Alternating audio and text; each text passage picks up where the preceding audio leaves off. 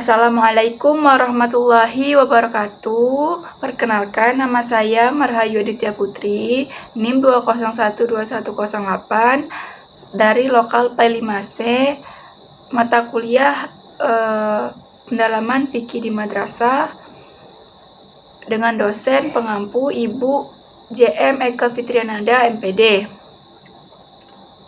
Nah, di video kali ini saya akan membahas tentang pernikahan untuk memenuhi tugas akhir atau ujian akhir semester 5.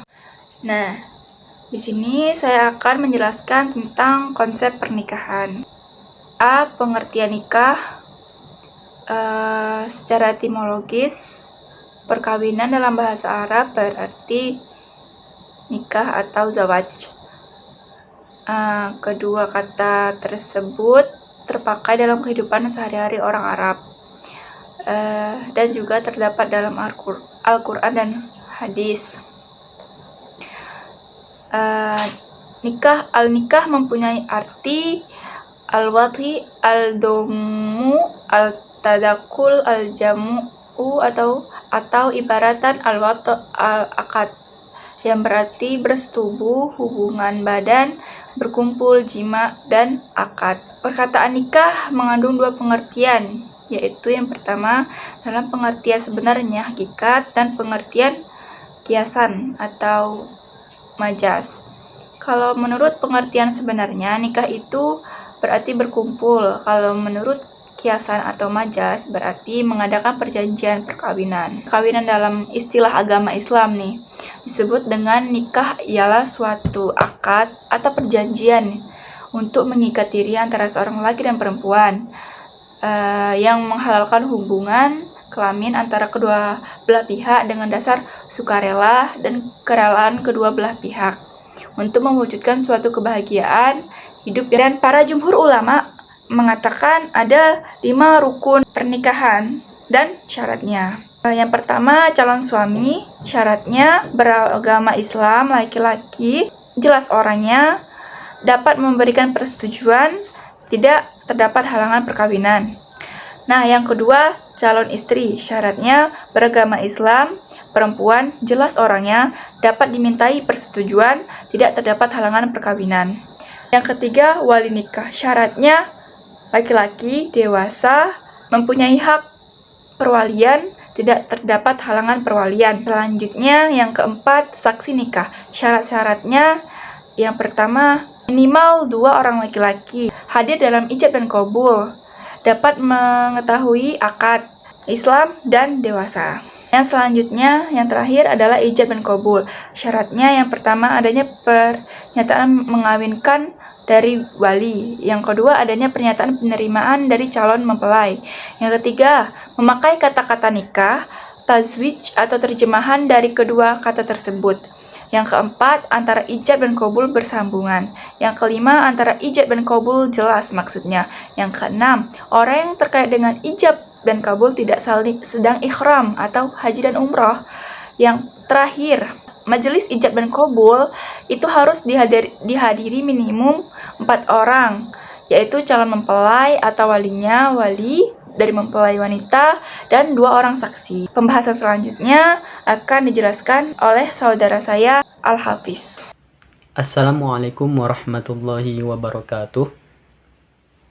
Perkenalkan, nama saya Al-Hafiz dengan NIM 2012-10-10-1.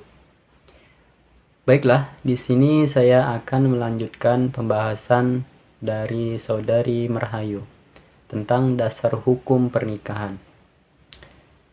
Dasar persyariatan nikah adalah Al-Quran, Sunnah atau hadis, dan ijma. Namun, sebagian ulama berpendapat bahwa nikah hukumnya adalah mubah atau boleh. Pada dasarnya, arti nikah adalah akad yang menghalalkan pergaulan dan membatasi. Pembahasan selanjutnya yakni tentang tujuan pernikahan. Ada beberapa tujuan pernikahan yang harus kita ketahui. Yang pertama adalah berdasarkan ketuhanan yang Maha Esa. Maksudnya adalah harus dilakukan menurut hukum masing-masing agama dan kepercayaan yang dianut oleh mempelai laki-laki dan mempelai perempuan. Kemudian tujuan yang kedua adalah membentuk keluarga.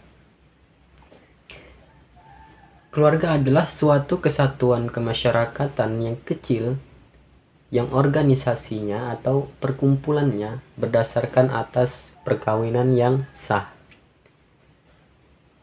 Dan tujuan yang ketiga adalah membentuk rumah tangga. Rumah tangga adalah keluarga yang hidupnya mandiri, yang mengatur kehidupan ekonomi, sosial itu secara mandiri. Seperti seseorang yang sudah memiliki rumah dan dapur sendiri. Nah, berapa batasan usia seseorang yang boleh menikah? Standarnya, batasan seseorang yang boleh menikah adalah ketika dia sudah memasuki masa baligh. Adapun beberapa pendapat ulama tentang masa baligh ini adalah pendapat pertama itu menurut Imam Syafi'i. Menurut beliau, masa baligh seseorang adalah ketika berumur 15 tahun. Sedangkan menurut pendapat yang kedua yakni Imam Hambali adalah pada anak laki-laki itu masa balighnya ketika ia sudah ihtilan atau mimpi basah. Sedangkan pada perempuan ketika ia telah haid.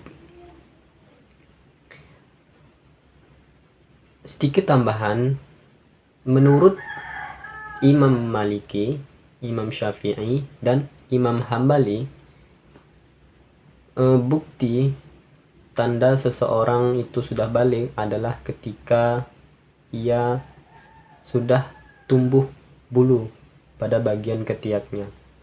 Itu menurut beliau adalah tanda ketika mereka sudah baligh. Nah, berbeda dengan Imam Hanafi, beliau menolak bahwasanya bulu ketiak itu bukanlah bukti atau tanda seseorang itu sudah baligh, karena bulu tersebut sama halnya dengan bulu-bulu yang lain. Nah, menurut Imam Hanafi, beliau berpendapat bahwa masa baligh anak laki-laki itu adalah saat dia menginjak umur 18 tahun. Sedangkan pada perempuan itu ketika dia menginjak umur 17 tahun. Baiklah, hanya ini yang dapat saya sampaikan. Lebih dan kurang saya mohon maaf. Billahi taufiq wal hidayah. Assalamualaikum warahmatullahi wabarakatuh.